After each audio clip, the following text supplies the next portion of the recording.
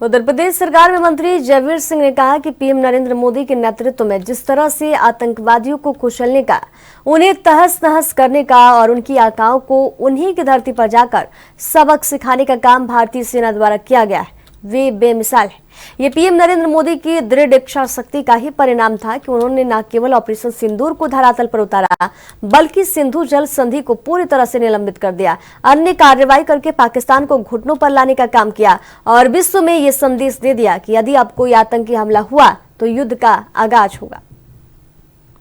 मैं समझता हूं कि चाहे ऑपरेशन सिंदूर हो या इससे पहले भी आदरणीय मोदी जी के नेतृत्व में जिस तरीके से आतंकवादियों को कुचलने का, उनको तहस नहस करने का, उनके आकाओं को उनकी धरती पर जाकर के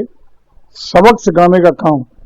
लगातार भारतीय सेना के द्वारा किया गया है, वो बेमिसाल है। आज ऑपरेशन सिंदूर में उन लोगों को जिन्होंने हमारी पहलगांव में माता बहनों का सिंदूर उजाड़ने का काम धर्म पूछ करके किया था, उनको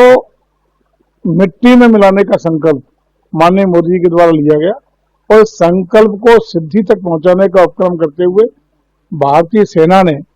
पाकिस्तान की आतंकवादी ठिकानों को नष्ट और ध्वस्त करने का काम किया और जो उसका प्रतिरोध करने का काम पाकिस्तान की सेना ने करने का प्रयास किया, तो उनके बिना धरती पर पैर रखे अपनी सीमा से, अपनी धरती से, भारत की धरती से वायुसेना ने उनके तमाम सामरिक ठिकानों को तहस नहस और ध्वस्तीकरण करके एक संदेश देने का काम कर दिया कि अब भारत आधुनिकतम तकनीक के साथ विश्व की सर्वश्रेष्ठ सेना है और कभी भी दुश्मन को नेस्त नाबूद करने की हैसियत कुछ ही पलों में रखती है।